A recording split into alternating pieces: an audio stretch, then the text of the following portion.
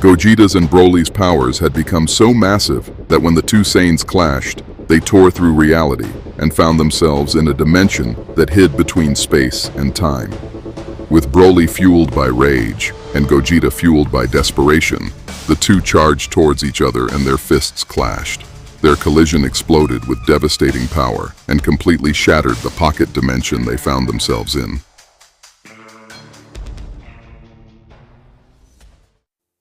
Warping back to Earth, a still healthy and barely tired Gogeta saw Broly lying on a warm field of grass. Gogeta had won the battle.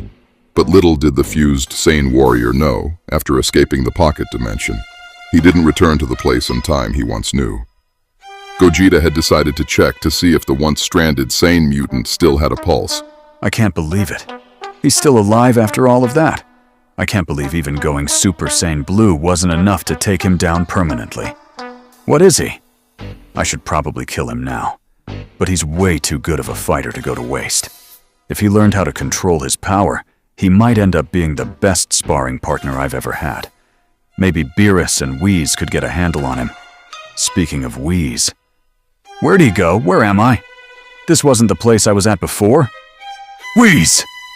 Bulma!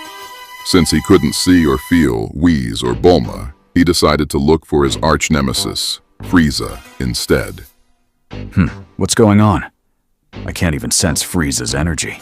Did he die because of the injuries he got from Broly? No, there's no way. He must have left the planet. But this fast? Maybe I just have to concentrate harder. Gogeta focused his ki even more. He felt a faint flicker of energy in the distance. I'm sensing 2 low power levels that's real far from here, practically hundreds of miles away. No, it can't be. Is that Raditz? All right, if that's the way he wants it.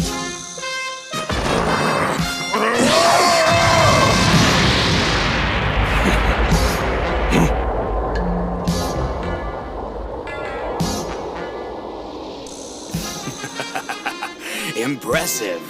You actually managed to singe some of my leg hair. But allow me to demonstrate a more effective attack.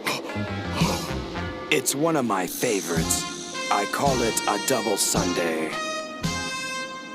Now, see if you can follow this one. Raditz's scouter had picked up an abnormal power level that shouldn't have existed on a planet that had as weak inhabitants as Earth's.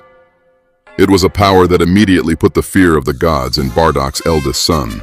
What kind of enormous energy signature is coming from the east?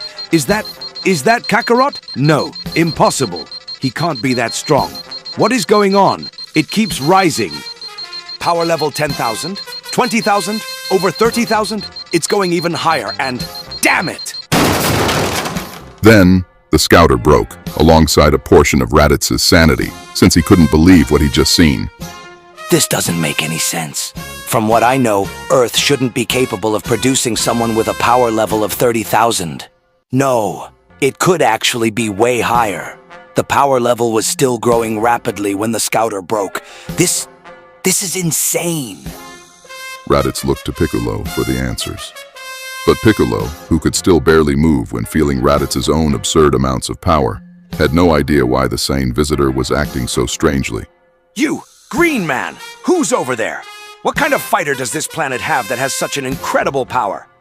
I don't know what you're talking about. You're looking at the strongest fighter the Earth has to offer.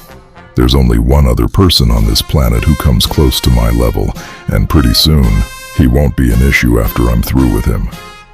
What? So, not even this weakling knows about the power my scouter just picked up. This other person he's talking about, who rivals his power, must be Kakarot. It has to be. That would make the most sense. But then, if that's the case, who the hell is that powerful fighter over in that direction? Could Zarbon have come here earlier to scout the Earth? Or maybe someone from the Ginyu Force? Whatever the case, I should at least go investigate to make sure. If Zarbon or someone from the Ginyu Force is here, I wouldn't want to cause a conflict of interest. I should be able to track the location of this warrior based on the data my scouter provided before it exploded. The power level should be in that direction. Without even acknowledging Piccolo, Raditz flew away, soaring towards the direction where his scouter detected the power level. Piccolo looked on at the stranger, gripped with fear and disbelief. Who the hell was that? And what was he talking about? There's another massive power on this planet. Or was he just out of his mind? Let me see if I can sense anything. What am I sensing? There are two power levels that are far stronger than anything that should even exist. They're both monstrous. One power level is dark, angry, full of rage. The other one is calmer, but still frighteningly overwhelming. At the same time, why does it feel like I've encountered something similar before? It's like I'm sensing billions of Gokus. Meanwhile, as Gogeta was contemplating using his instant transmission to teleport to the two vaguely familiar power levels, his senses picked up one of the weaker power levels, moving towards his location like a radar. One of the small powers is headed this way, so it looks like I won't need to use my instant transmission to go to them. But could it really be Raditz? There's no way. That guy, my brother, is history. All Gogeta felt he could and should do was conserve energy and wait for this stranger to come to him. And as Raditz drew closer, Bardock's eldest son could make out the two figures in the distance. Huh. Who are those two? They're standing in the area that my scouter picked up their power levels from. So, it looks like that power didn't come from anyone in Frieza's army after all. I should have known. That megalomaniac wouldn't know about a backwater planet like this. But then, who or what am I looking at? One of them seems unconscious, maybe even dead. That guy wearing the vest looks a little familiar. I feel like I've seen him before. If I didn't know better, I'd think these two were Saiyans. They certainly have the hair.